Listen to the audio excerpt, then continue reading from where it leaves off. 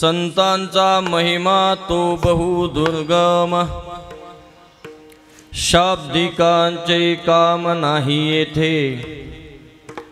बहुदुधड जरी झाली म्हैस गाय, बहुदुधड जरी झाली म्हैस गाय, तरी होईल काय कामधेनू।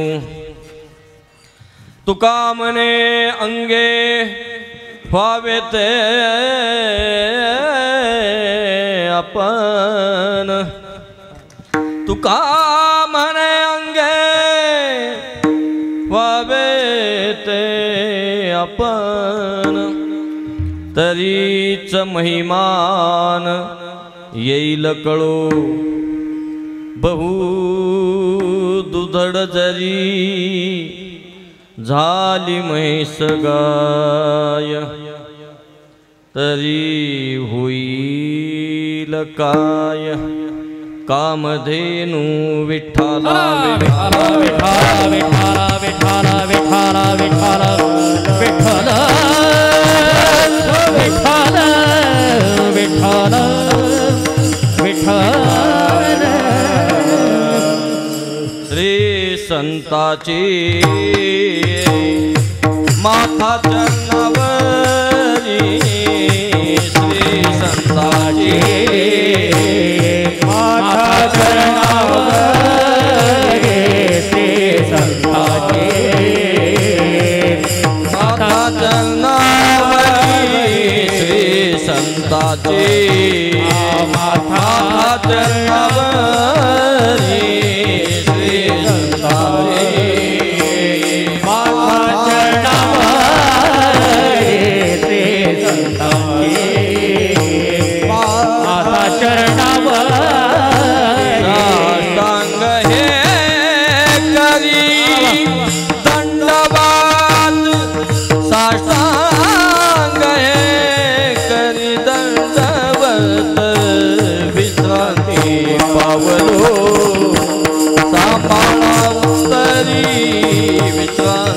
पावलो सांभाळा उत्तर। टांग हे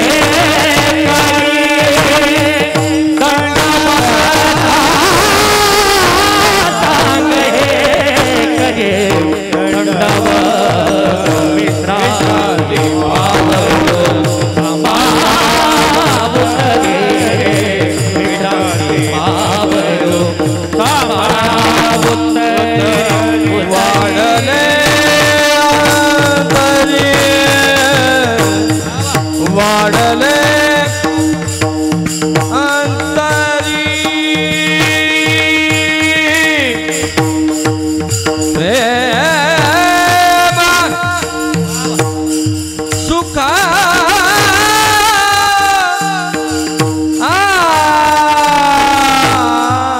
विश्रांती पावलो सांभाळा उत्तर, विश्रांती पावलो सांभाळा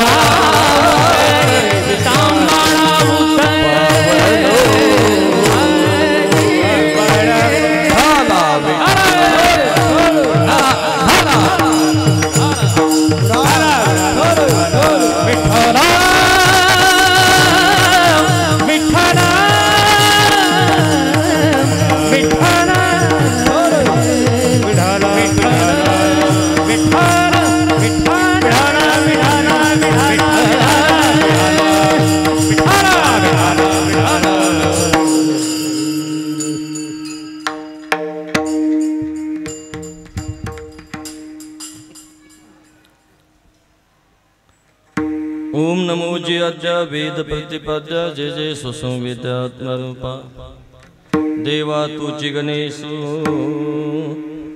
सकलार्थमती प्रकाशु, मने निवृत्ती दासु अवधारी जोजी।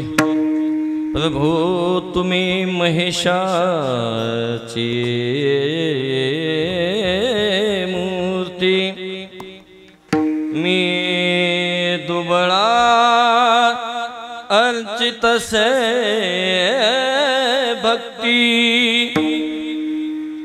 मनोनिभा जरी गंगावती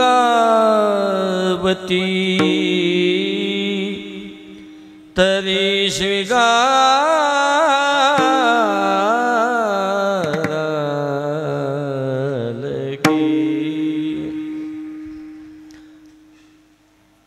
संतांचा महिमा तो बहुदुर्गम, शाब्दिकाचे काम नाही येथे। बहुदुधड जरी झाली म्हैस गाय तरी होईल काय कामधेनू। जगद्वंदनीय जगद्गुरु अखिल कोट ब्रह्मांड नायक पंढरीश भगवान यांचे एकनिष्ठ उपासक तुकोबाराय आजच्या अभंगामध्ये संतांचं महात्म्य, महिमान, संतांच्या शक्तीची व्युत्पत्ती आणि संतांची शक्ती ही सामान्य लोकांच्या किंवा साधकाच्या किंवा ज्ञानाच्या किंवा योग्याच्या जप्याच्या तप्याच्या त्याच्याही पेक्षा संत पदाला पोचत आहेत, आणखी पोचले नाहीत, एकच पायरी चढायची राहिली, अशा कोणाच्याच माध्यमातून संतांचा महिमा वर्णन होत नाही। आणि याच्यासाठी उदाहरण देतात, दृष्टांत देतात की जगतामध्ये आपण सारे व्यवहारिक शेतकरी लोक आहोत आणि तुकोबारायाही काय म्हणतात ना, बरे झाले देवा, नाही कुणबी झालो, हां नाही तर हां दंबे असतो मेलो ऐका। आणि असं असल्यामुळं आपल्यात एखादा म्हणजे कुणब्याला दंभ नसतो असा त्याचा अर्थ आहे। मी त्यावेळेसचा कुणबी सांगायलोय, कोणत्या वेळेसचा? तुकोबाराच्या काळातला। हां आताचा कुणबी नाहीये, आता कुणबी नाहीये ऐका। आणि तुकोबाराया एका वाक्यात सांगतात की आपण व्यवहारिक शेतकरी असल्यामुळं, कुणबी असल्यामुळं आपल्याला एक अनुभव आहे की कोणी एक बोलत असताना आमची गाय, आमची म्हैस एवढी दूध देते, एवढी दूध देते, एवढी दूध देते, तिला काहीतरी सीमा आहे, तिला कुठंतरी थांबण्याचा मुद्दा आहे, ती कामधेनू होऊ शकत नाही, कामधेनू होऊ शकत नाही। आणि असं असल्यामुळं शाब्दिकांनी, शाब्दिक म्हणजे एका वाक्यात त्यांची व्याख्या सांगतो, अनुभवजन्यता ज्यांच्याकडे नाही आणि ते बोलतात, ज्यांना अनुभव नाही ते बोलतात, ज्यांना गाण्याचा अनुभव नाही कोकाटे महाराज ते गातात, त्यांना शाब्दिकच म्हणायचं, ज्यांना वाजवण्याचा अनुभव नाही ते वाजवतात, त्यांना शाब्दिकच म्हणायचं, ज्यांना ऐकायचा अनुभव नाही ते ऐकतात, त्यांना शाब्दिकच म्हणायचं। क्षमा मागून बोलतो, ज्यांना कीर्तन सांगायचा अनुभव नाही तरी ते सांगतात, तेही शाब्दिकच आहेत। अशा शाब्दिकांचं काम संतांचा महिमा वर्णन करणं हे नाही आहे। मग असं होतच नाही का? संतांचा महिमा कुणाला वर्णनच होत नाही का? तर तुकोबाराय म्हणतात होतंय, संतांचं गुणगान गाता येते, संतही कळतात, पण तुका म्हणे अंगी व्हावे ते आपण, तरीच महिमान येईल कळू। असं तुकोबारायांनी आपल्या अभंगामध्ये संतांचं महात्म्य सांगत असताना इतर लोक जे संतांचं वर्णन करतात ते यथायोग्य संतांचं वर्णन असेल असं नाही, नसेलही म्हणले नाहीत, पण असेल असं नाही का? जगतामध्ये ज्यावेळी एखादा साधक साधना न करता त्या साधनेचं प्रागट्यीकरण करत असेल, वाक्य नीट ऐका, साधक साधनेचं प्रागट्यीकरण करत असेल, तो संतांच्या दृष्टीमध्ये असंतच आहे, तो संतच नाही, तो अज्ञानीच आहे। आणि याचं कारण काय? याचं सगळ्यात मोठं एक कारण आहे सज्जन हो, सगळ्यात मोठं एक कारण आहे ही कीर्तन सेवा कीर्तन मर्यादा ही कशासाठी आहे? अज्ञानी लावावे सज्ञानाशी. अज्ञानी लोकांना ज्ञान काय आहे ते सांगण्यासाठी कीर्तनाची परंपरा आहे. काय? अज्ञानी लोकांना ज्ञान काय आहे ते सांगण्याची कीर्तनाची परंपरा आहे. ज्ञानदेवांनी सांगितलंय, लोपले ज्ञान जगी हित नेनती कोणी, अवतार पांडुरंग नाव ठेविले ज्ञानी. प्रगट गुह्य बोले विश्व ब्रह्मच केले. असं ही ज्ञान परंपरा कीर्तनाची. म्हणून ज्ञानदेवे रचिला पाया, उभारले देवालया. मला मुद्दा काय सांगायचा आहे, माझ्या मुख्य मुद्द्याकडे लक्ष द्या की ही ज्ञानगंगा आहे. ही ज्ञानगंगा आहे. एका ठिकाणी तुकोबराय म्हणतात, अमृताची धार वाहे देवाच्या समोर. म्हणजे अखंड चिंतनाची ही ज्ञानगंगा तुमच्या आमच्यापर्यंत पोच होण्याचं हे माध्यम आहे. आणि हे सोडून जर कुणी काही वेगळं बोलत असेल तर त्याचं इथं काम नाही. शाब्दिकाचे काम नाही ते. विठ्ठला विठ्ठला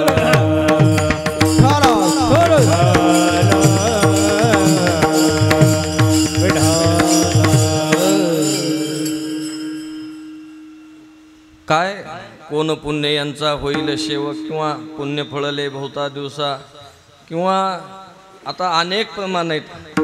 सगळ्यात महत्त्वाचं एकच प्रमाण देतो. काय?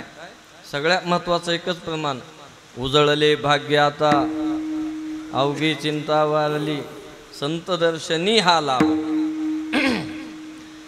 20व्या शतकातील महान संत तपोनिधी जगदवंदनीय जगद्गुरू माऊली दादा महाराज यांनी अमावस्या महोत्सव सुरू केलेला आहे. खूप दिवसापासून आहे. ज्यावेळी माऊली दादा होते त्याही काळी बापू मी येत होतो, त्याही काळी येत होतो. आमचे धायगुड्या पिंपळ्याचे पंढरी मामा असायचे. मी तुम्हाला फक्त आठवण करून देतोय. गाणं आणि भक्ती दोन्हीचा संगम. आणि मी त्यांच्यासोबत यायचो. त्यांच्यासोबत माऊली दादांनी हा सोहळा चालू केलेला आहे.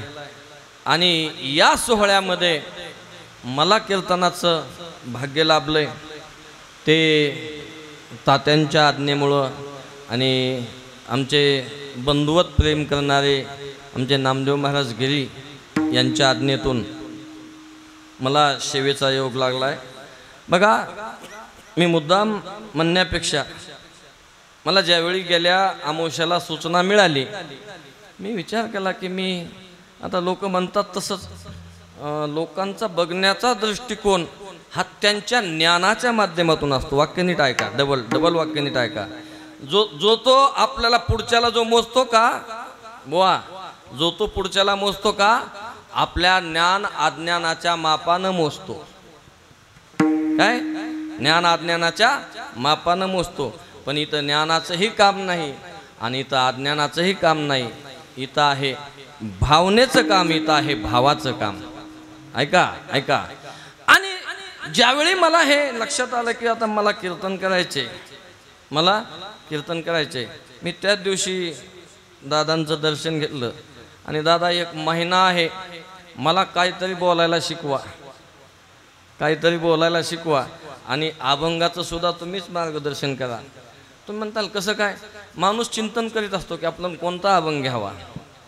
बरं, एकच अभंग येतोय का चिंतनात? नाही, अनेक अभंगाची लाईनची लाईन येते. पण हाच अभंग ज्या अर्थी निवडला जातो, वाक्य नीट ऐका, हाच अभंग ज्या अर्थी निवडला जातो त्या अर्थी त्या अभंगाविषयी दादांचीच भावना असते. हे म्हणाय काहीच अडचण नाही.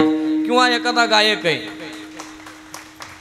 एखादा गायक आहे, त्याला अनेक राग आहे पाठ आहेत, पण इथं येत असताना त्याला तेच राग येऊन चाल मना वाटती. त्या रागाचीच भावना असते, त्या गायकाची नाही. ती रागाची भावना त्या गायकाच्या आत उतरते आणि आत असलेली भावना तो प्रगट करीत असतो. धन्यकुमार विठ्ठला विठ्ठला विठ्ठला विठ्ठला विठ्ठला. सज्जन हो, मुद्दा असा आहे, संतांचा महिमा वर्णन करायचा असेल तर पहिल्याला आपल्याला संत कळावं लागतील, आपल्याला संत कळावं लागतील. आणि इथं तर म्हणतात बहु अवघड आहे संत भेटी, परी जगजेटी करुणा केली. हे संत कळणं सुद्धा एवढं सोपं नाही. बस संत कळणंही सोपं नाही, संत भेटणं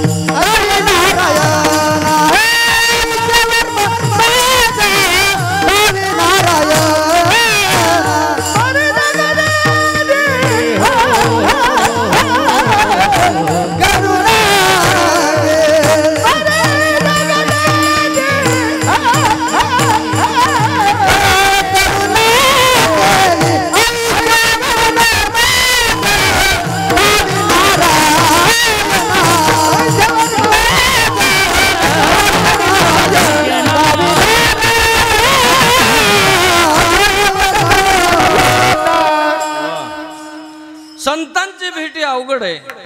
काय संतांची भेटी अवघड आहे. संत कळणं ही अवघड आहे, संत कळणं सुद्धा अवघड आहे. मला मुद्दा एक सांगायचा आहे. मग संत कळतच नाहीत का? संत कळण्यासाठी एक प्रकरणच आहे. त्या प्रकरणाचं नाव आहे ताटीचं प्रकरण. तुम्हाला संत कळून घ्यायचे असतील तर ताटीचे अभंग डोळ्यापुढं आणा. ताटीचे अभंग मुक्ताबाईंनी जे लिहिलेत ते फक्त संत कळण्यासाठीच लिहिलेत.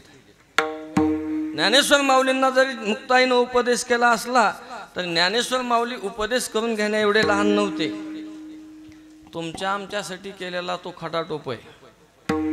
वरी भगवा झाला नामे, अंतरी वश केला कामे, त्याशी म्हणू नये साधू, जगी विटंबना बादू. राहणीमानाच्या माध्यमातून संत कळू शकत नाहीत. काय आणि आताच्या युगात तर सगळ्यात महत्वाचा मुद्दा असा आहे, ज्याला राहता येत नाही त्याला संत होता येत नाही. विठ्ठला विठ्ठला विठ्ठला विठ्ठला विठ्ठला विठ्ठला विठ्ठला विठ्ठला विठ्ठला विठ्ठला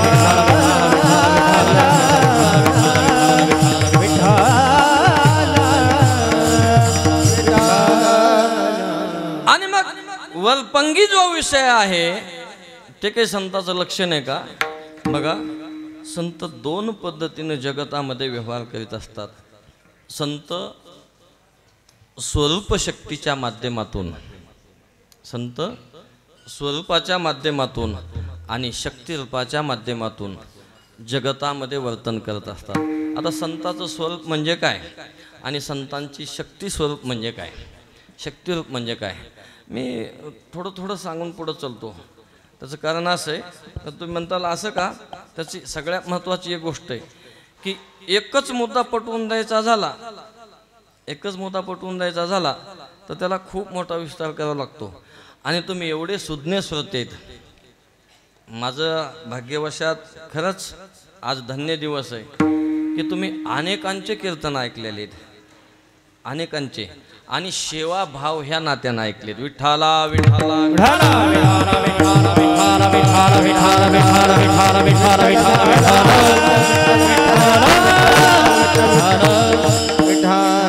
संतांचं स्वरूप लक्षण सांगत असताना काय सांगितलं जातं तर सगळ्यात महत्त्वाचं संतांचं आचरण सांगितलं जातं. संतांनी त्याग कशाचा केला आणि संतांनी ग्राह्य काय धरलं, काय त्याग कशाचा केला आणि ग्राह्य काय धरलं. तर सगळ्यात एकाच वाक्यात सांगायचं झालं तर संतांनी विषयाचा त्याग केलाय. कशाचा? संतांनी विषयी विसर पडेला निशेष विषयी विसर पडेला निशेष विसर पडेला निशेष विषयी विसर पडेला निशेष विषयी विसर पडेला निशेष विषयी विसर पडेला निशेष विषयी विसर पडेला विषयी विसर पडेला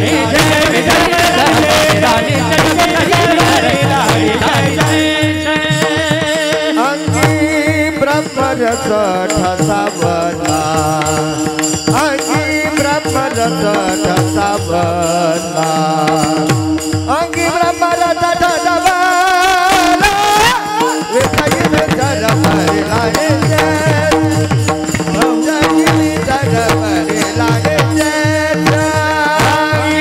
ब्रह्मरस ठसावला अंगी ब्रह्मरस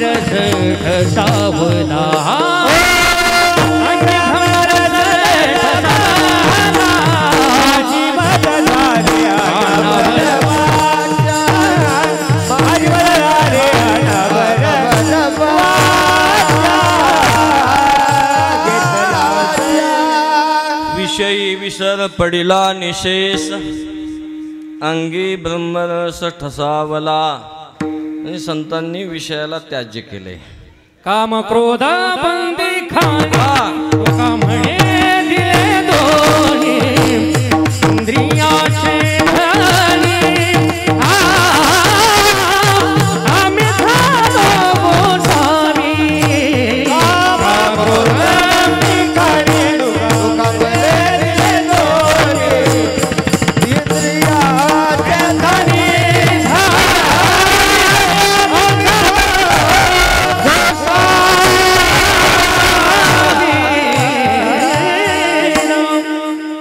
विषयाच्या माध्यमातून ज्यांनी विषय भोगले जातात त्या इंद्रियांनाही संतांनी जिंकले. काम क्रोध बंदी खानी आम्ही दिले दोन्ही इंद्रियाचे धनी आम्ही झालो गोसावी.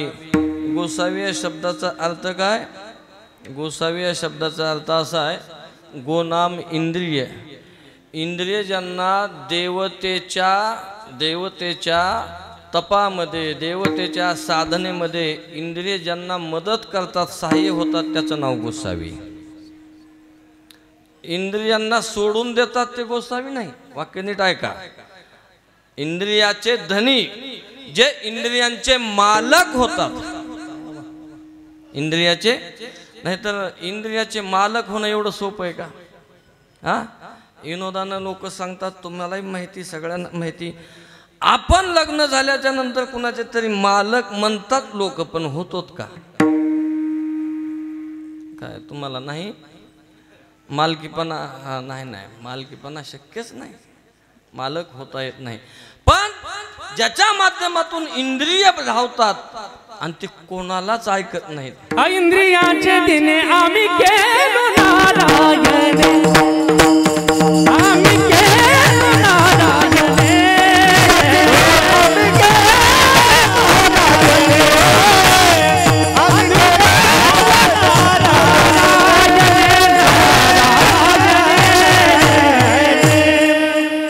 इंद्रियाचे दिने आम्ही केलो नारायणे. प्रत्येक जण इंद्रियाच्या बाबतीत दीन आहे. प्रत्येक जण काय करावं, काही बी करा, ते ऐकत नाहीत. ते ऐकत नाहीत. ऐका, त्यांचा बॉस आहे म्हण, ते तर ऐकतच नाही. आपला मुद्दा एवढा आहे की आपण संतांनी काय केलंय, संतांच्या स्वरूप लक्षणं सांगतोय आपण. संतांची स्वरूप लक्षणं काय? संतांनी विषय जिंकलेत. विषय जिंकूनी जियाले जे सुखाधिक दादुले. म्हणजे सुखाधिकांचं नाव विषय जिंकण्यामध्ये आहे. विषय जिंकण्यामध्ये आहे. विषय एवढे सोपे नाहीत सज्जनो. काय? कारण एका विषयातून अनेक विषय उत्पन्न होतात. विषय म्हणजे तुम्हाला उदाहरण सांगायचं झालं तर ते कोण होता, ऐरावण का मैरावण? ज्याचा रक्ताचा थेंब खाली पडला की त्याच्यातून अनेक ऐरावण तयार व्हायचे, अनेक ऐरावण. विषय असे एक विषय भोगला, एक विषय भोगला की दुसरा विषय भोग घेऊन तयार असतो. लाटा घुसळती विषयाच्या बभूत प्रपंचाच्या सांगण मांडणे भक्तीची नारायण नामाची नारायण नामाची हे सांगण मांडणे भक्तीची नारायण नामाची नारायण वा विषय शेवणी कोण तृप्त झाला इंधने निमाला अग्नी कोठे इंधने निमाला अग्नी कोठे इंधने निमाला अग्नी कोठे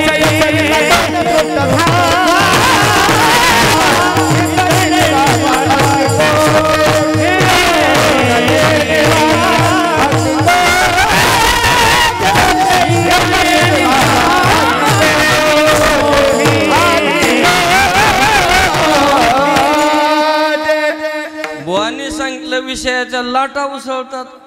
लाटा एक गेली की एक, एक गेली की एक, एक गेली की एक. जेवढी हवा असेल तेवढी लाट मोठी, जेवढी हवा असेल तेवढी लाट मोठी. आणि हवा काही कमी नाही आपल्यामध्ये. काय कशाची हवा असती बघा. हवा कशाची असती सांगू. हवा असते मान सन्मानाची, हवा असते मान सन्मानाची. हवा दुसरी कशाची असते सांगू. हवा असते अहंकाराची. हवा अहंकाराचा, हां त्याला हवाच म्हणतात ना आपल्याकडं. हवा हवा कशाची असते सांगतो. हवा असते दांभिकतेची, हवा असते मत्सराची. आता काय किती लाट आहे त्या. अहो ही लाट एकामागे एक आहे, एकामागे एक आहे, एकामागे एक आहे. आणि खरं सांगू का आपल्या भाड्या भोबळ्या स्वभावाच्या हे हवा जे बनवतात ते लोक फायदा घेतात. वाक्य नीट ऐका, वाक्य डबल ऐका. कोणतंही कारण असेल, परमार्थ कारण असेल, आध्यात्मिक कारण असेल, राजकारण असेल, आपण खरं सगळेच भाविक आहेत. चॅप्टर नाहीत. चॅप्टर असता होता आपण परमार्थातले चॅप्टर झालो असतो. चॅप्टर असता होता आपण राजकारणातले चॅप्टर झालो असतो. चॅप्टर असता समाजकारणातले चॅप्टर झालो असतो. पण आपण तसे कुणीच नाहीत. आपण भावनिक आहेत, आपण भावनिक आहेत. फक्त मुद्दा एक महत्वाचा आहे की आपल्याला भावना कुठं ठेवावं हे माहीत नाही. माझ्या बोलण्याचा मुद्दा आणखी एकदा स्पष्ट आहे का. काय आपण भावना कुठं ठेवावी हे माहीत नाही. त्याचं कारण काय. त्याचं कारण काय की आपल्याला संत कळत नाहीत. आपल्याला संत कळत नाहीत. संत कसे कळत नाहीत. एक छोटंसं उदाहरण देतो तुम्हाला. 12 वर्षाचे लक्ष्मण राम सीतेच्या सोबत आहेत. बघा 12 वर्षाचे लक्ष्मण राम आणि सीतेच्या सोबत आहेत. किती वर्ष. 12 वर्षे. 11.5 धरा किंवा आपलं 13.5. हां 13.5. पुढचा 6 महिन्याचा काळ ते ना. 13.5 वर्ष लक्ष्मण राम सीतेच्या सोबत आहेत. शेवटचा 6 महिन्याचा पिरियड आहे. मारीच लक्ष्मणा धाव म्हणून हाक मारतो. कोण. मारीच लक्ष्मणा धाव म्हणून हाक मारतो आणि लक्ष्मण काही जात नाही. आपण रामायण ऐकणारे लोक आहेत. लक्ष्मण काही जात नाही. का तर रामाने सांगितलंय सीतेचं संरक्षण कर. सज्जनो सीता कोण आहे माहिती का. आता कुणी काय म्हणे असेल, कुणी काय म्हणे असेल, पण माझ्या ऐकण्यामध्ये सीता ही भक्ती आहे. सीता ही भक्ती आहे. आदिमाता शक्ती आहे. आणि सीता लक्ष्मणाला म्हणते लक्ष्मणा मला आत्ता कळलं की तू वनात कशासाठी आलाय. तू वनामध्ये कशाला आलाय मला आता कळलंय. साधूचं सोंग घेतलंस, साधूचं सोंग घेतलंस आणि तुझी इच्छा होती प्रसंग आल्याच्या नंतर रामाला संकट यावं, राम वनामध्ये मरावा आणि मी सीतेला वरावं. हे कोण म्हणतंय? हे कोण म्हणतंय? ही सीता म्हणती सज्जन हो. आणि सीता ज्यावेळी लक्ष्मणाला असं बोलती त्यावेळी लक्ष्मणाला तिने साधू मानला असेल का? का तर बाह्य लक्षणामध्ये लक्ष्मण साधूपणाचा आव्हानित नव्हते. बाह्य लक्षणात लक्ष्मण साधूपणाचा आव्हानित नव्हते. बाह्य लक्षणाच्या स्वरूपात लक्ष्मण सेवक म्हणून जगत होते, दास म्हणून जगत होते, त्यांचा हमाल म्हणून जगत होते.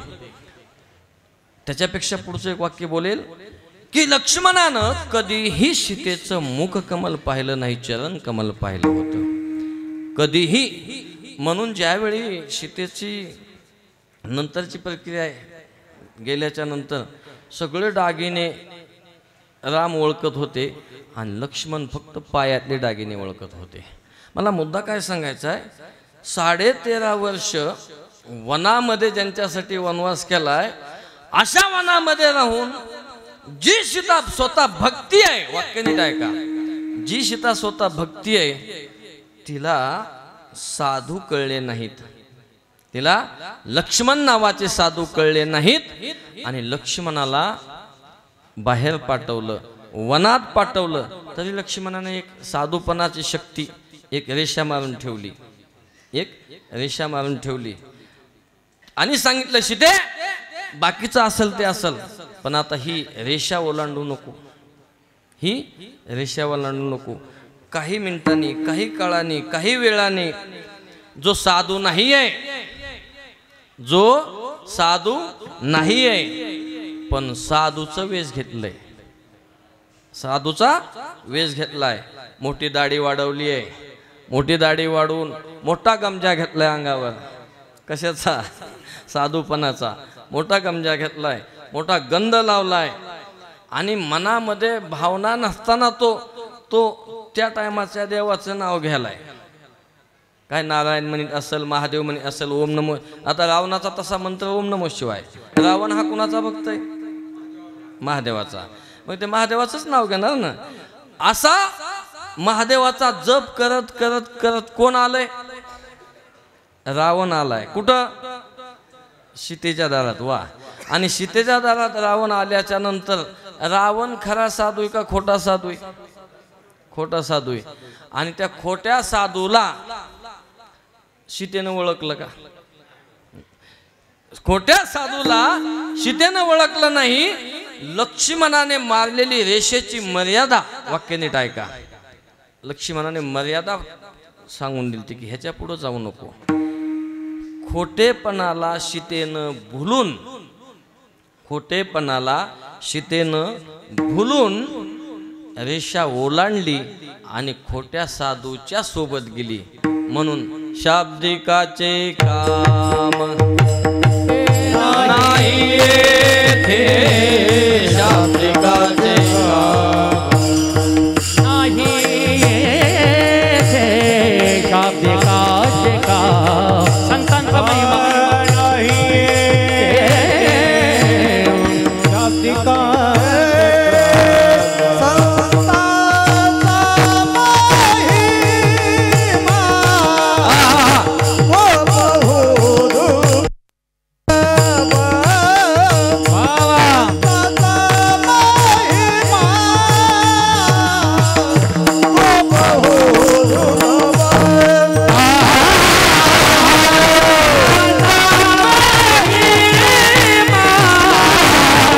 Oh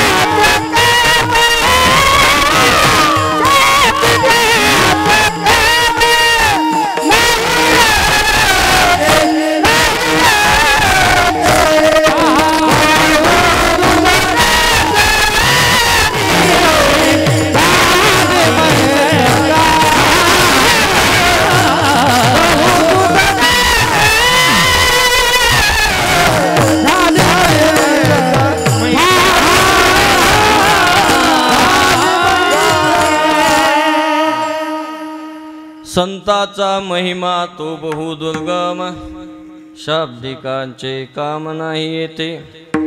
सज्जन हो, ज्या अर्थी शिथेला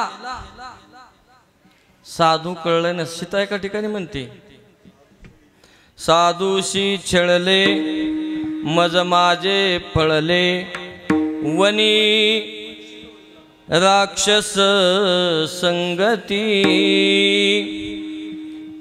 कधी भेटेल रघुपती, मजला सांग मारुती. बघा, साधूचं छळण सीतेनं झाल्यानंतर जर सुटका होत नसल तर आपण उगा आपले माप लाव जाऊ नका. बघा, जर साधू भेटलेच तर उगा नमस्कार करायचा, उगा नमस्कार करायचा. आपल्या मुखानं त्यांची निंदा करायची नाही, आहे का नाही? मुखानं आपल्या निंदा करायची नाही. मुद्दा असा आहे, साधूचं स्वरूप लक्षणामध्ये वरपंगीला महत्व नाहीये. काय वरपंग नको देवा, हां घ्याई माझी सेवा भावशुद्ध. वरपंगाला मान्यता नाही, साधूच्या संगत विषयाला मान्यता नाही. ऐका, वरपंग नाही, विषय नाही. मग आता साधूकडं काय असतं ते बघून आपण, म्हणजे आपल्याला साधू लक्षात येतील. सज्जन हो, एक वाक्य सांगतो, फक्त एकच वाक्य, अति महत्त्वाचं मला सुचलंय आता, की आपण अनेक तीर्थक्षेत्र पाहतो. आपण अनेक तीर्थक्षेत्र पाहतो.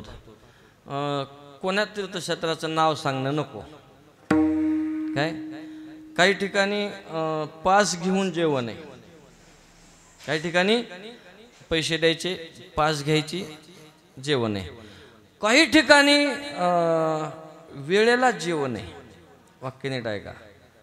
अन्नदान वेळेलाच आहे. वेळेला म्हणजे दुपारी 12 ते 2, संध्याकाळी 7 ते 9 आणि सकाळी 5 ते 6 नाश्ता जेवण आहे. या 2 तासात आलात तरच जेवण आहे. 2 तासामध्ये तुम्ही आलात तरच जेवण आहे, म्हणजे वेळेला जेवण आहे.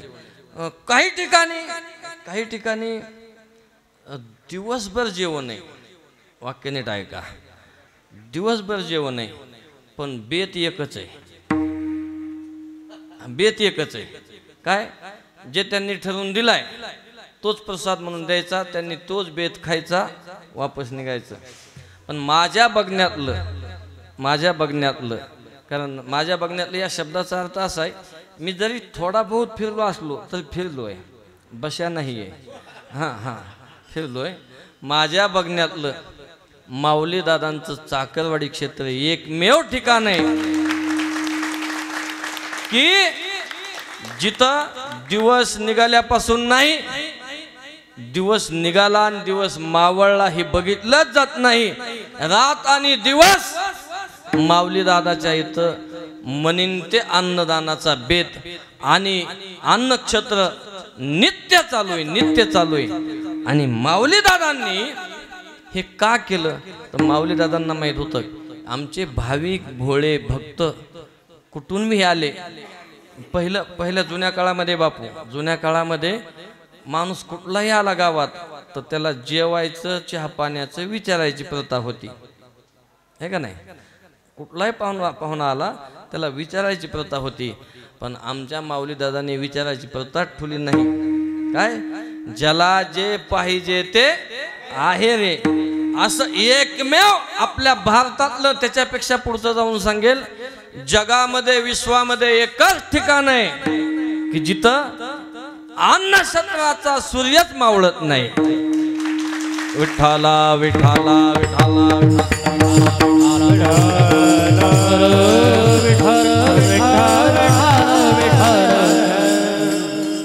आणि हा मुद्दा बाह्य लक्षणात नसतो सज्जनो, हा मुद्दा अंतर्लक्षणात असतो. मी एकच मुद्दा सांगेल आणि पुढे चलेल की दुसरा मुद्दा असा आहे की माऊली दादांनी अन्न सत्र का चालू केलं तर ते त्यांचं कारण त्यांना माहिती.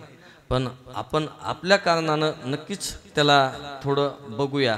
आपण थोडं त्याच्यावर काय थोडासा फ्लॅश मारून थोडंसं हे करून, तर ज्यावेळी अन्नच मिळत नव्हतं तो काळे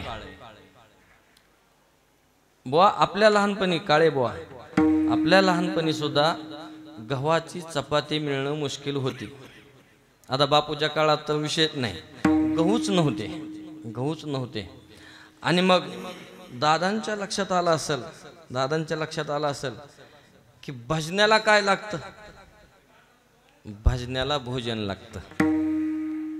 जो खरा भजन आहे का, वाक्य नीट आहे का, जो खरा भजन आहे का त्याला काय लागतं, त्याला भोजन लागतं.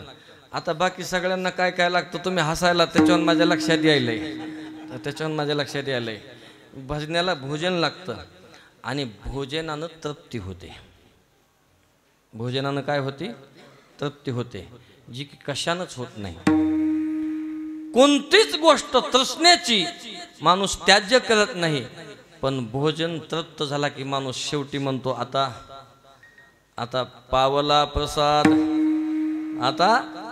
प्रसाद, हां मी आता बस झालं, मला आता काय वाढू नका. कारण एक भोजनाची कॅपॅसिटी आहे. आणि माऊलीदादांच्या लक्षात होतं की भजन चांगलं करायचं असेल तर भजनांना भोजन द्यावं लागेल. आणि भोजन चांगलं करून भजन झाल्यानंतर ती भक्ती, वाक्य नीट आहे का, वासनारहित असेल, तृष्णारहित असेल आणि पूर्ण इच्छेची असेल. म्हणून माऊलीदादांनी असं मला वाटतंय, वाढावया सुख भक्तिभाव धर्म कुळाचारी नाम विठोबाचे हे वाढवण्यासाठी माऊलीदादांनी भोजनाची प्रथा केली असावी असा माझा समज आहे. आता तुमचा समज काय मला माहीत नाही. मग मला मुद्दा काय सांगायचा आहे की मग हे कुणाला कळतं, तर हे संतांना कळतं. आता त्याच्यापेक्षा पुढचं एक वाक्य सांगतो, माऊलीदादा सोडून इतर बी संत आहेत. आपल्याला तुलना कुणाची करायची नाही. या जगतामध्ये संतांची मांदियाळी आहे, साधूची मांदियाळी आहे, सगळ्यांची. पण सकळाशी येते आहे अधिकार या वाक्याची, वाक्य नीट आहे का, या वाक्याची खरी अंमलात आणलेली प्रथा संत आमच्या माऊलीदादांनी. इथं कोणीही आला असेल तर कोणालाच त्याज्य केलं नाही. अनेक संत परंपरा आहेत, त्याच परंपरेत चालावं लागतं. यारे लहान फल नारी नर हे करावा विचार न लगे चिंता कोणाची.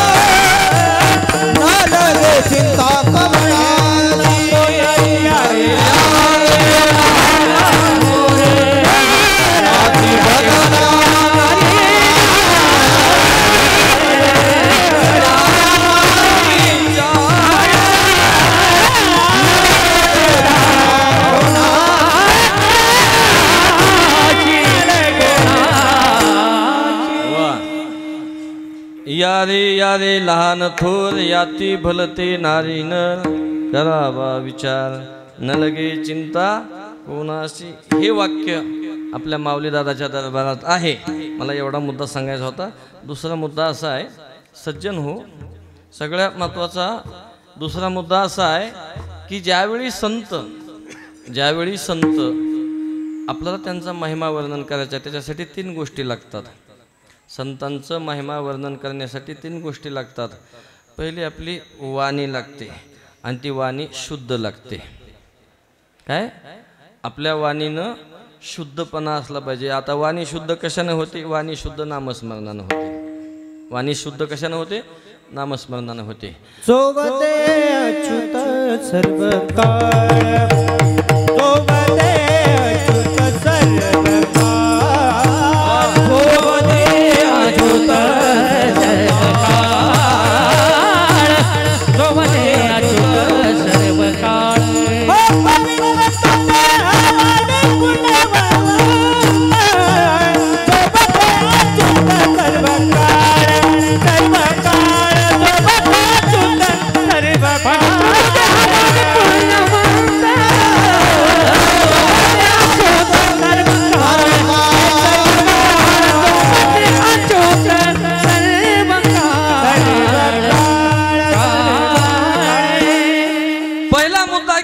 वाणी शुद्ध पाहिजे. वाणीच्या माध्यमातून संतांचं वर्णन केलं जातं. वाणीच्या माध्यमातून कशानं वर्णन केलं जातं? वाणीच्या माध्यमातून शब्दाने वर्णन केलं जातं.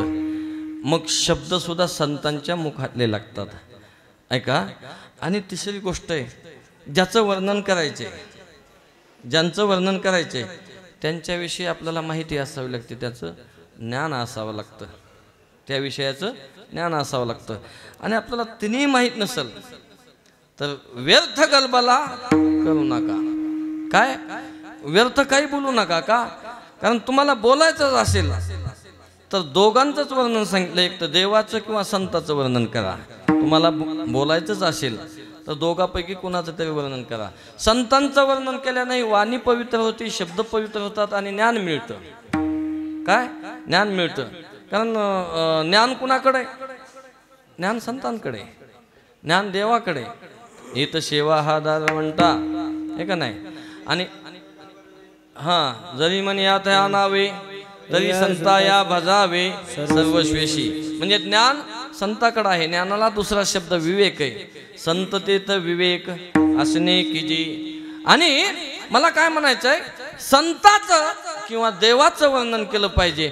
आणि संताचं किंवा देवाचं वर्णन केल्याच्या नंतर तुमचे शब्द हे शब्द राहत नाहीत. दयाचे भिसाट शब्द सुखे मनोयती वेद. ऐका. आणि असा वर्णन ज्या माध्यमातून शब्दातून तुम्ही संतांचं वर्णन कराल, देवाचं वर्णन कराल, तर पुन्हा तुम्हाला ज्ञानी अज्ञानी बनायची आवश्यकताच नाहीये. तुम्ही संताचे होतात. काय? तुम्ही संत माझी या कडा कराल दितीचा बहुडा. मग काय? माने मी एवढा होईल जी. आणि मग संतांनी तुमचा स्वीकार केला. काय? संतांनी तुमचा स्वीकार केला की मग तुमचे शब्द हे वाहिपट होत नाहीत, तुमचे शब्द बडबड होत नाही. तुमच्या शब्दामध्ये शक्ती येते. काय? संताच्या नामस्मरण केलेल्या साधनेची, देवाच्या नामस्मरण केलेल्या साधनेची शक्ती तुमच्या मुखात येते. वाक्य नीट ऐका. तुमच्या मुखात येते आणि तुमच्या मुखात ती आलेली शक्ती जगतावर परिणाम करीत असते. जगतावर परिणाम करीत असते. आणि अशी जगतावर परिणाम होत असताना जर कोणी बडबड बोलत असेल तर तेही तुम्हाला कळण्याची प्रज्ञा तयार होते. तेही तुम्हाला कळण्याची प्रज्ञा तयार होते. तुम्हाला पुढचा काय करतो जे योगानं कळतं का? वाक्य नीट ऐका. का? आता योगाची साधना केलेल्या इतर न बसून 7 समुद्राच्या पलीकडे दिसतं हे सगळं सगळं खरं. योगाची साधना तेवढी कठीण आहे, सोपी नाही. पण तुम्ही संत किंवा देवाची नामसाधना केल्यानंतर जे योगानं कळत नाही त्याच्यापेक्षा पुढचं कळतं. योगानं केलेल्या साधनेला काय कळतं? जे दृश्य वस्तू आहे, जी द्वैतात आहे, जी जगतात आहे, ती वस्तू कळते. पण अदृश्य असलेली वस्तू, वाक्य नीट ऐका, अदृश्य असलेली वस्तू संताच्या चिंतनातून, देवाच्या चिंतनातून दृश्य होते. हा संताचा महिमा आहे. हा संताचा महिमा आपल्याला कळतो का? नाही. म्हणून आपण काय करायचं असतं? तो कठीण आहे. आणि मग कठीण असलेला संताचा महिमा, बहुत दुर्गम असलेला संताचा महिमा असा असल्यामुळे आपण वायफळ बोलायचं नाही. आणि मग वायफळ बोलायचं नाही म्हणून शाब्दिकाचे काम नाही येते. मग ह्याच्यासाठी एक जे उदाहरण दिलंय, शाब्दिकाचे काम नाही येते ह्याच्यासाठी एक उदाहरण दिलंय बघा. एक 2 मिनिटात घटना सांगतो. एकनाथ महाराजांचे चिरंजीव संत श्री एकनाथ महाराज शांतीब्रह्म एकनाथ महाराज त्यांचे चिरंजीव, त्यांचं नाव हरिपंडित. ते काशीला गेले, शास्त्र पंडित झाले, शिकून आले. एकनाथ महाराजांचे चिरंजीव. आणि काय असतं बघा, थोडंही शिकलं का आबा, थोडंही शिकलं का त्याला ते ज्ञान मध्ये गपचीप बसू देत नाही. त्याला काय गपचीप बसू देत नाही. आतून असं असं वर येतं, असं वर येतं. आणि मग नुसतं वर येत नाही, मर्यादेचं पालन होऊ देत नाही. काय ज्ञान असावं पण ज्ञानाच्या ठिकाणी सुद्धा मर्यादा असावी, मर्यादेचं पालन होत नाही. आणि मग हरिपंडित आले, शिकून शास्त्री झाले, पंडित झाले, हरी पंडित झाले. कोण? हरी पंडित झाले. आणि आल्याच्या नंतर एक मातोश्री एकनाथ महाराजांकडे आले, हात जोडले, म्हणले नाथजी महात्मन माझी एक समस्या आहे. मी जेव्हा संकल्प केलता 1000 ब्राह्मण जीव घालण्याचा, ब्रह्मवेते जीव घालण्याचा, त्या टायमाला माझी परिस्थिती व्यवस्थित होती. आता माझी परिस्थिती नाही, मला एकही पत्रवाळी उठवण्याची शक्ती नाही आहे. आणि माझा संकल्प तर आहे, संकल्प करीत जाऊनी, संकल्प करीत जाऊनी. बघा या सध्याच्या काळामध्ये चांगला संकल्प केला तर पुण्य मिळते. वाक्य नीट ऐका. कलियुग एवढ्यासाठी सोपं आहे बा, कलियुग एवढ्यासाठी सोपं आहे. नुसत्या संकल्पातून पुण्य मिळतं, पण पाप करण्यासाठी कृती करावी लागते. विठाला विठाला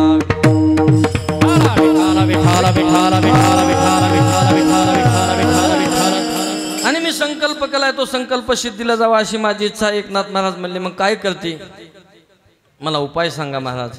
एक उपाय आहे, तू एका माणसाला जीव घालती. ती म्हणली तेवढं आहे माझ्याकडं.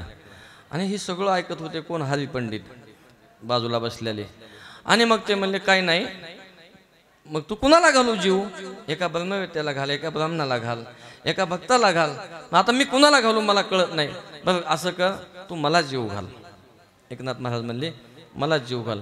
आणि मग हरिपंडित बोलतात, त्यांनी पाहिलं काय हे चाललंय थोटान, असं कुठं असतं का? एका माणसाला जीव घातलं की 1000 माणसं जीव घातलेलं पुण्य होतं का?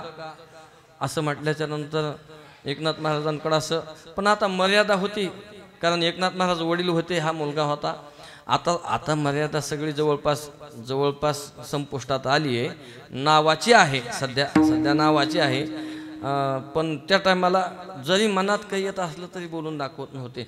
एकनाथ महाराजांनी ती बाई गेल्याच्या नंतर एकनाथ महाराजांना म्हणतात हरिपंडित, बाबा काय हे तुम्ही काय बोलता?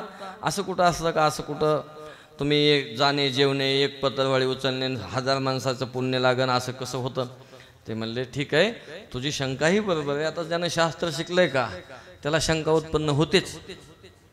शास्त्र कोणतंही शिकू जा, वास्तुशास्त्र का असं ना, ते तिथं गेलं की म्हणतं हे असं नाही, असं असायलाच पाहिजे. शंका उत्पन्न होतेच. काय म्हणून चहुवेदी जाण साही शास्त्री, कारण 18ही पुराण हर शिकाती. म्हणून नाही काय, ज्यानं शास्त्र ते शिकलं त्याला शंका उत्पन्न होते.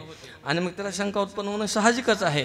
आणि मग त्यांची शंका उत्पन्न झाली. एकनाथ महाराजांच्या लक्षात आली. एकनाथ महाराजांनी काय केलं, ज्या दिवशी जेव्हा जायचं त्या दिवशी सांगितलं, हरिपंडिता आज तू माझा स्वयंपाक बनवायचा आहे, तू माझा स्वयंपाक बनवायचा आहे आणि तू त्या बाईच्या घरी जायचंय. मग हरिपंडित गेले कुठं? त्या मातोश्रीच्या घरी. मग स्वयंपाक बनवायला चालू केला. स्वयंपाक बनवला, पात्र लावलं, एकनाथ महाराजांना बसवलं, आसन टाकलं. त्या बाईने षोडशोपचार पूजा केली आणि एकनाथ महाराजांनी अर्घ्य देऊन अन्न ग्रहण केलं, जेवण झालं. मग ती बाई आली. बाई आल्याच्या नंतर ती पत्रवळीला हात लावते. एकनाथ महाराज म्हणले थांब हरिपंडित, हे पात्र तुम्ही टाका, ही पत्रवळी तुम्ही टाका नेऊन. आणि असं म्हटल्याच्या नंतर ते म्हणले हे काय लावलंय बाबांनी वेगळंच, मी शास्त्री आहे, मी पंडित आहे. काय बघा, कशाचा तरी माणसाला अभिमान नडतो, कशाचा तरी अभिमान नडतो. आणि त्याला अभिमानासाठी कोकटे बुवा आपण कारणीभूत नसतो, अभिमानासाठी लोक कारणीभूत असतात. आपल्याला म्हणतात हे लय मोठे गायक आहे तो, यांना खूप पाठांतर आहे हो, आपल्याला माहित असतं किती ते, ज्याची त्याला माहित असतं, पण असं लोक म्हणतात. आणि मग लोक म्हणल्याच्या नंतर आपली विजलेली ज्योत पेटती, आपली विजलेली ज्योत पेटती, पण निस्ती पेटत नाही, दुसऱ्याला पोळती. विठाला विठाला विठाला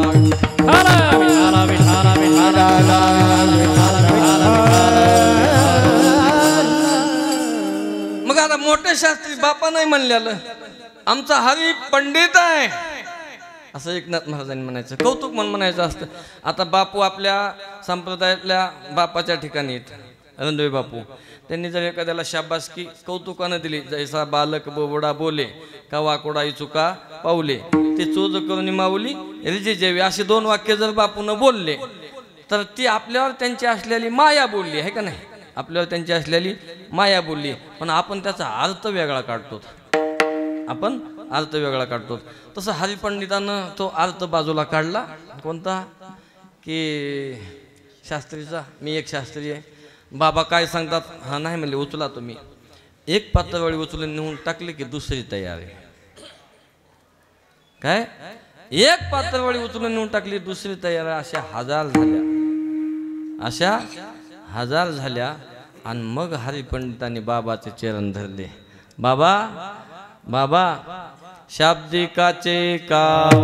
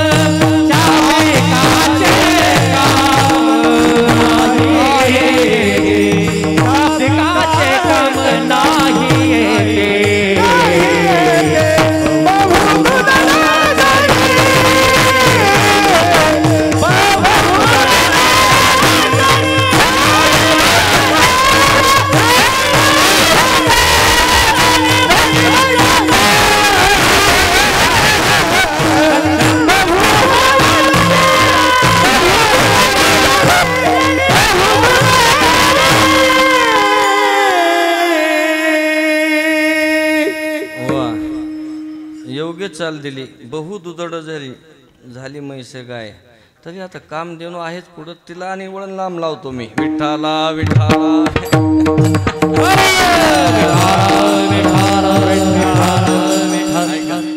पुरावा काय? धर्माच्या यज्ञाचा एक असा नियम होता. 1,00,000 लोक जेवण झाल्याच्या नंतर 1,00,000 लोक जेवण झाल्याच्या नंतर 1 घंटा वाजायचा असा नियम होता. मग जेवाय पंगतच चालू नव्हती आणि घंटा तर खान खान खान वाजू लागला. धर्म आले बाहेर. देवा पंक्ती तर नाही चालून घंटा कशी काय वाजतीये? पंगत तर चालू नाही घंटा कशी वाजते? त्यावेळी देवाने अंतर्ध्यानाने पाहिलं तर एक ब्रह्मवेता बाहेर नेऊन टाकलेल्या पात्रावरचा 1 तांदळाचा शीत खाऊ लागला. 1,00,000 लोक जेवले, एकदा घंटा वाजणार. 1,00,000 लोक जेवले साहेब, एकदा घंटा वाजणार. आणि 1 शीत सुखाचार्यांनी खाल्ला होता, घंटाच घंटा वाजू लागली. सुख खाए कशित घंटा वाजती आनंद, घंटा वाजती आनंद, घंटा खाए कशित घंटा वाजती आनंद, घंटा वाजती आनंद. मग एकनाथ महाराजांनी 1 पात्रावर जेवल्याच्या नंतर 1000 पत्रवळ्या काय त्या माता माऊलीच्या इच्छित जेवढ्या असतील तेवढ्या निघतील. हा संतांचा महिमा स्वरूप महिमा आहे. हा संतांचा महिमा स्वरूप महिमा आहे. आता संतांचा शक्ती महिमा सांगतो. एकाच अभंगात संतांचा शक्ती महिमा सगळाच सांगितला. आणि हा शक्ती महिमा आहे. शक्ती महिमा म्हणजे वेद बोलवणं, भिंत वडणं, नामदेवांनी देवांना खाऊ घालणं, काय हा शक्ती महिमा आहे. आपण स्वरूप महिमा शक्ती महिमा दोन्ही पाहिला. आणि ते दोन्ही पाहत असताना इथं शाब्दिकाचं काम नाही, इथं भावनिकाचं काम आहे. तसं तर माऊली दादांच्या दरबारात भावनिकच येतात. काय भावनिकच येतात. त्याच्या पुढचं सांगू, जरी शाब्दिक आले तर ते न बोलता भावनिक होतात. काय शाब्दिक म्हणून आले पण इथं त्यांना बोलवलंच जात नाही. मौन वाचा पडते आणि इथं फक्त भावनाच तयार होते. म्हणून संतांचा महिमा तो बहुदुर्गम, शाब्दिकाचे काम नाही येते. आता तो बहुदुर्गम संतांचा महिमा म्हणजे संत आपल्याजवळ नाहीत, संत आपल्यापासून लांब आहेत. आपल्यापासून अंतराने लांब नाहीत, आपल्यापासून आचरणाने लांब आहेत, आपल्यापासून साम्यतेने लांब आहेत. आणि ती साम्यतेची आपल्याला संतांची जवळीकता साधायची असेल तर सगळ्यात महत्त्वाचा मुद्दा आहे खांडावया घाव घाली की लावणी जयाने केली दोघा एकची सावली वृक्ष दे जैसा का घरचिया उजेडू करावा परखिया अंधार पडावा हे नेनेची गा पांडवा दीपू जैसा का गाईची तुषार का व्याघ्रा विष होनी मार हे नेण्याची गा करू तोय जैसे. आणि ही साम्यता तुकोबारांनी सांगितली. काय तुकोबारांनी ही साम्यता सांगितली. हे संतांचं शक्ती लक्षण आहे. जे का रंजले गांजले त्याशी म्हणे जो आपुले तोची साधू ओळखावा देव तेथेची जाणावा. आणि हा स्वरूप महिमा हा शक्ती महिमा दोन्हीही महिमा आपल्याला वर्णन करायचे असतील तर शब्द कामाचे नाहीत. त्याच्यासाठी उदाहरण काय दिलंय? त्याच्यासाठी उदाहरण काय दिलंय? त्याच्यासाठी उदाहरण दिले किंवा शाब्दिक जे असतात ते जरी आता इथल्या आपल्या जगातल्या गाई म्हशी लय दूध देणाऱ्या असल्या, किती दूध देणाऱ्या असल्या, कुणाची 15 दिन, कुणाची 25 दिन, कुणाची 40 दिन, पण तिला सीमा आहे, तिला मर्यादा आहे. गाईला म्हशीला दुधाची मर्यादा आहे. बरं ती खाऊ घातल्यासच देते वाक्य नीट आहे का. म्हणून माणसं तिला सरकी पेंड असं पोतेची पोते नेऊन घालते तिच्या दुधासाठी. ती खाऊ घातल्यासच, तिला सांभाळल्यासच देते, तिला सांभाळल्यासच देते. आणि बरं आणखीन काय देईन, जास्तीत जास्त काय देईन, आणखी शेण एक देईन, दुधाच्या सोबत शेण एक देईन. आणखी काय देईन, गाय असेल तर गोमूत्र देईल, त्याच्यापेक्षा काय देईन, एखादा वळू देईल, एखादी कालवड देईल, आहे का नाही, एवढ्याच गोष्टी देईन. म्हणजे गाईला मर्यादा आहे, म्हशीला मर्यादा आहे. पण कामधेनू कल्पतरू चिंतामणी आवडीची धनी पुरविते विठोबा रखुमाई.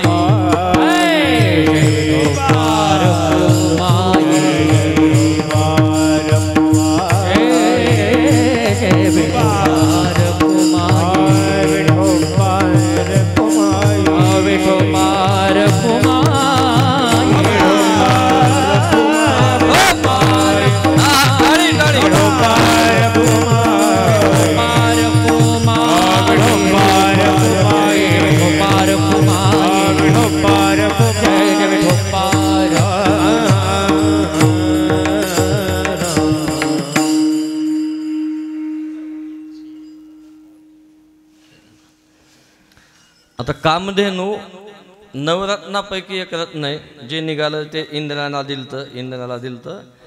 त्याचा विस्तार नको, पण थोडीशी कथा आहे की ती कामधेनू इंद्राने जमदाग्नी ऋषींना दिली, जमदाग्नींना. आणि ती जमदाग्नी ऋषींना दिल्याच्या नंतर जमदाग्नी ऋषी वनामध्ये झोपडी बांधून आहेत. सहस्रार्जुन तिथे गेलाय, सैन्यासह गेलाय आणि सांगितलं की मला भोजनाची इच्छा आहे. ते म्हणले काय नाही, तुम्हाला भोजन मिळून जाईल, तुम्हाला भोजन मिळून जाईल. आणि मग भोजन मिळून जाईल म्हटल्याच्या नंतर ते म्हणले अहो हे जंगलामध्ये त्यांच्यापाशी काही नाही, सुविधा नाही, काही नाही. आमचं तर सैन्य एवढं मोठं बलाढ्य, आता हे कसं होईल. ते म्हणले तुम्ही काळजी करू नका, तुम्ही सुचिरभूत व्हा आणि तुम्ही या.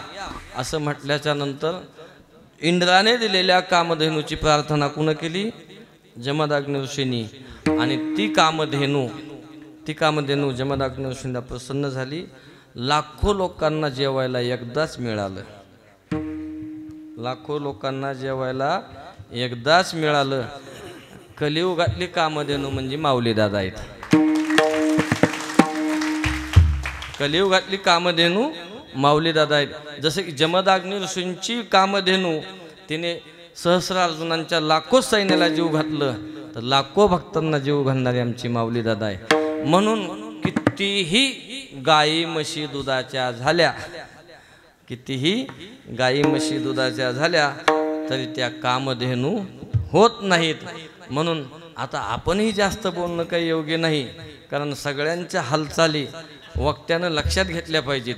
आणि त्या जर त्यानं वक्त्यानं लक्षात नाही घेतल्या तर लोक वक्ता न म्हणता वक्ता म्हणतात.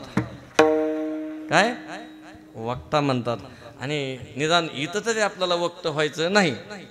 तसं तर कीर्तनाच्या गादीवर कधीच कुणं वक्त होऊ नये, बोलण्यात होऊ नये, गाण्यात होऊ नये, म्हणण्यात होऊ नये. बापू इथून देवानं किंवा संतांचं वर्णन किंवा संतांनी केलेलं देवाचं वर्णन किंवा कीर्तनाची मर्यादेचा नियम पाळावा.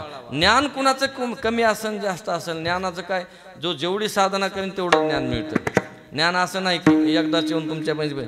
आता मग ते संतांची कृपा झाल्यास होतं, पण आपण कृपेला पात्र होऊ शकत नाही. तो आपण कुठंही अपात्र आहेत, त्याच्यामुळं कामधेनू ही कामधेनूच असते. गाय म्हैस कधी कामधेनू होत नाही. संत ते संतच असतात.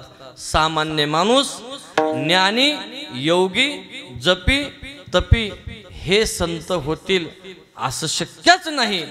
आणि म्हणून तुम्हाला संत कळायचेच असतील. काय संतांचा अनुभव, संतची जाणती, एरती, हसती, अभाविक म्हणजे संतांचा अनुभव घ्यायचा असेल तर तुम्हाला संतच बनावं लागेल. काय संतच बनावं लागेल. आणि हे संतपण बनण्यासाठी कैलास बुवा त्याला आपल्या अंगात संतपण यावं लागेल. अभंगाचं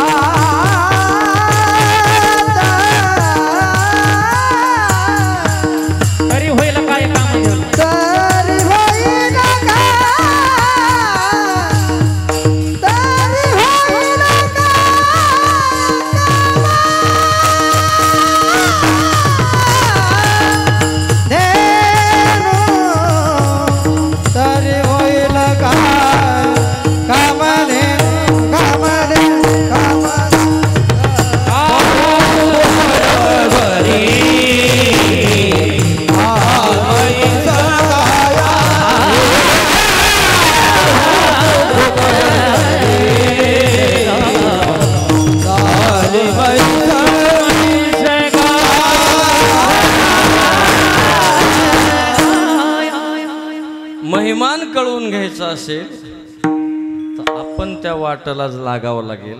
आपण त्या वाटेनं चाललो तर तो मुक्काम आपल्याला मिळेल ना, हे का नाही. आपणच निघाला नाही, जागेवर बसला आणि सांगायला इथून असं जावं लागतं तिथून असं जावं लागतं, तू लोकाला दाखवू नको, पहिलं तू जा. काय पहिलं तू पोच तिथपर्यंत, आणि तिथपर्यंत पोचल्याच्या नंतर हे कळन. अशा माध्यमातून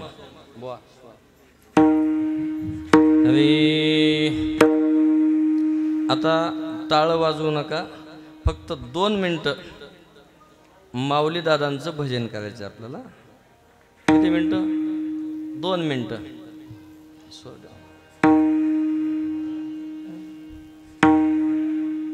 शक्य असेल तर हात वर करा आणि टाळी वाजवायच्या.